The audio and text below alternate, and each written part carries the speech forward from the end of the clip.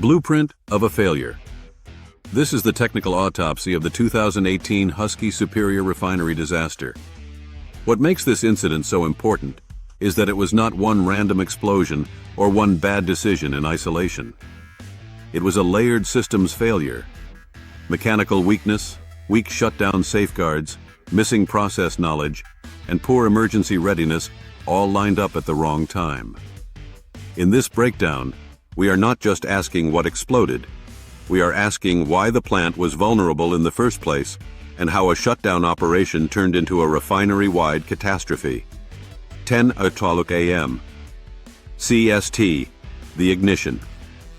On April 26, 2018, a routine shutdown in the Fluid Catalytic Cracking unit turned into a catastrophic explosion.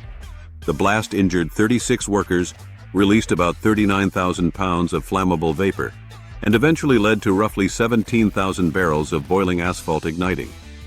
Total facility damage was estimated at around $550 million.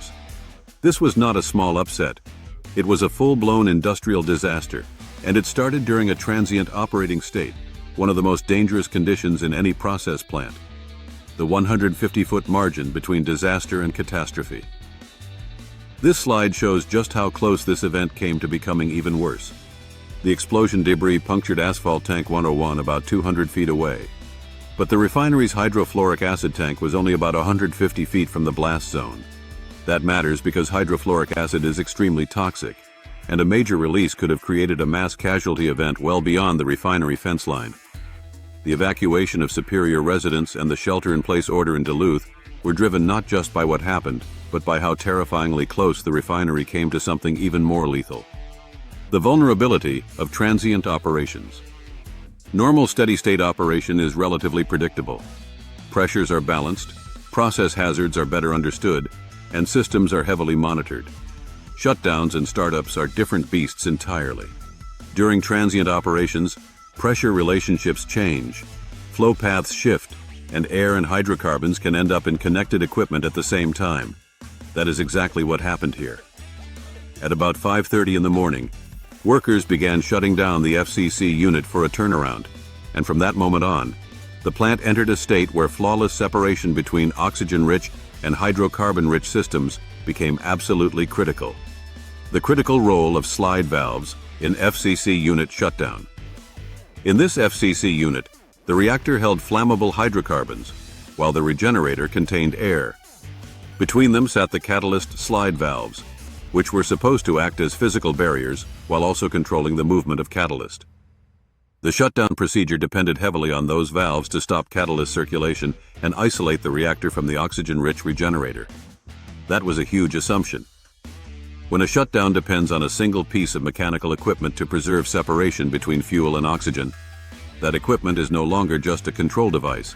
It becomes a life safety barrier. A single point of failure. One of those slide valves was badly corroded. Even when operators believed it was fully closed, erosion had already chewed away enough material to allow catalyst and gases to pass through. That meant the barrier had been compromised before the shutdown even began.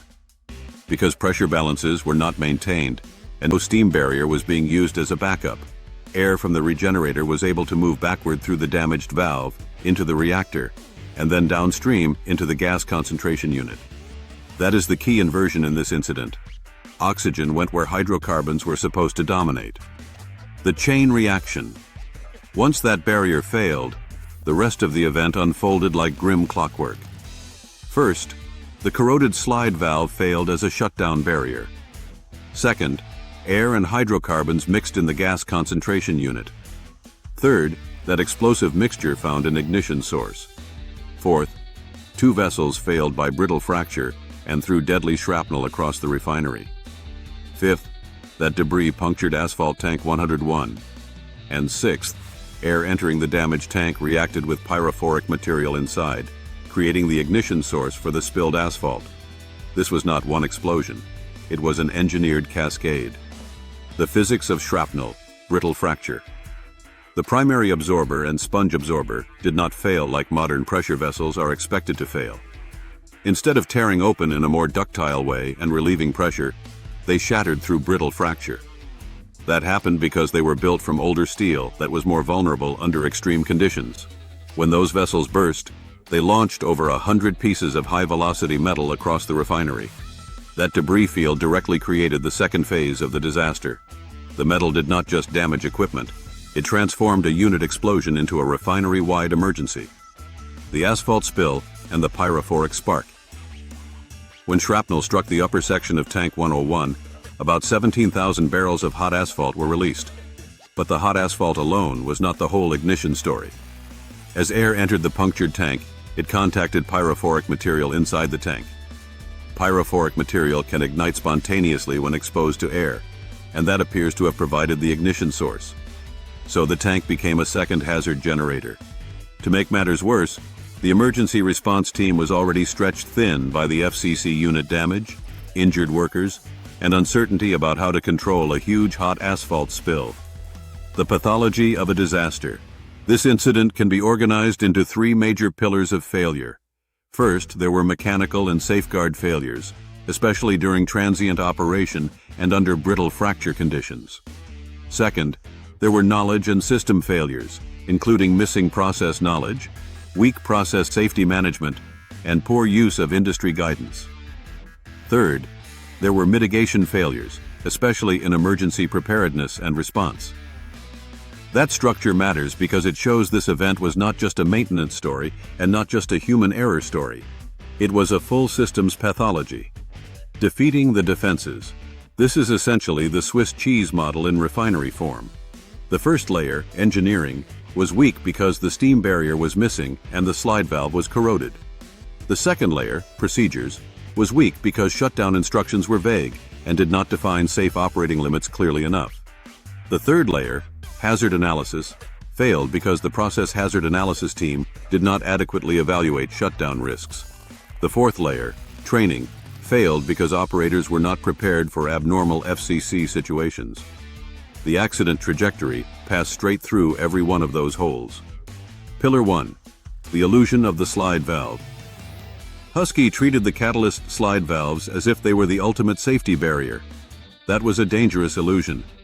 Slide valves are subject to erosion, especially in service involving hot catalyst, and they cannot guarantee a perfect airtight seal forever. A refinery shutdown that relies on a single degraded mechanical barrier is already flirting with trouble. The missing safeguard here was a reactor steam barrier or another inert gas system that could have blocked oxygen ingress even if the valve leaked. Instead, the refinery over-relied on one weak component and lost containment of the process boundary. Pillar 2. The process safety information vacuum. A plant cannot manage hazards it does not properly understand. Husky's FCC expertise was largely in-house and isolated from broader industry guidance. More importantly, its process safety information package was missing critical technology manuals from the unit licensor, including older and updated guidance. That means the refinery's hazard analyses and procedures were built on incomplete technical foundations. It is a bit like trying to fly a plane with half the manual missing and pretending confidence is a substitute for knowledge. The absence of that information made the plant systematically blind to some of the shutdown risks. Blind protocols and untrained responses.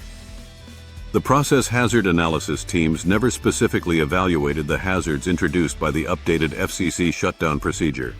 They missed the risk of accidental air and hydrocarbon mixing.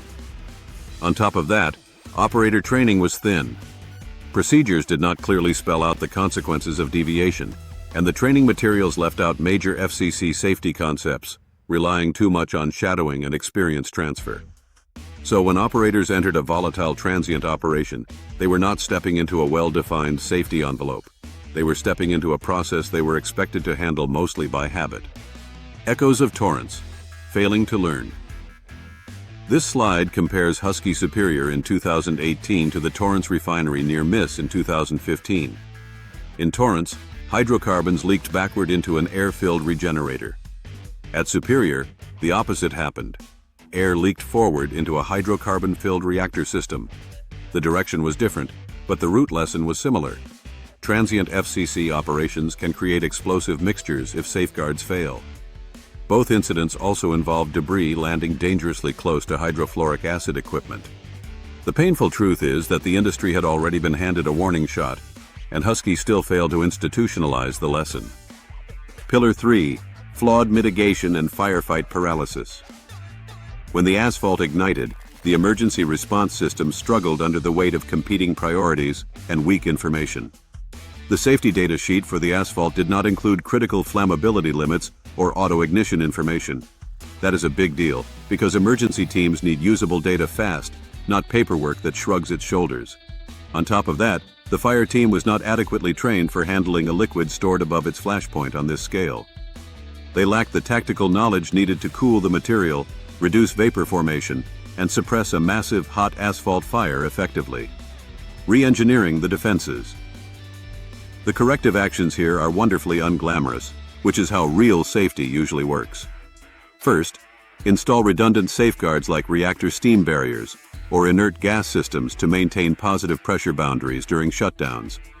Second, add continuous monitoring, such as oxygen analyzers, so air ingress can be detected in real time. Third, build a real mechanical integrity program around slide valves so erosion is tracked instead of discovered by disaster. And fourth, upgrade metallurgy so new high-pressure vessels are less vulnerable to brittle fracture. None of this is flashy. All of it matters. Overhauling process safety management. The broader fix is not just better equipment. It is better process safety management. The CSB recommendations push for full integration of licensor technology manuals into the Active Process Safety Information Package. They call for more rigorous process hazard analyses, focused specifically on transient operations, like startup and shutdown. And they call for better training, including formal licensor-backed education and simulator-based practice for abnormal situations. In plain English, the refinery needed a better loop of planning, training, execution, and analysis, because the old loop was missing too many teeth. Exporting the blueprint. Industry-wide mandates. The lessons from Superior do not belong only to Superior. The recommendations reach outward to the industry and to regulators. For the American Petroleum Institute, the message is to create unified guidance for FCC unit safeguards and improve standards around heated asphalt storage and fire management. For the Environmental Protection Agency, the message is to prioritize inspections at refineries where FCC units operate alongside hydrofluoric acid alkylation units, because the combination creates a particularly ugly risk profile. This event was local, but the blueprint for prevention needs to be national. The final autopsy report. The final conclusion from the Chemical Safety Board is as blunt as it is painful. This accident could have been avoided. Refineries with FCC units, especially those tied to hydrofluoric acid alkylation systems, should study this report carefully and make sure they have the safeguards needed for shutdowns and startups. That is the real takeaway here. Catastrophes like this are rarely pure bad luck. They are usually the end result of known weaknesses that were tolerated, normalized, or never fully understood. And as always, thanks to Tony Coupalt and the open source community for helping keep technical learning alive and accessible.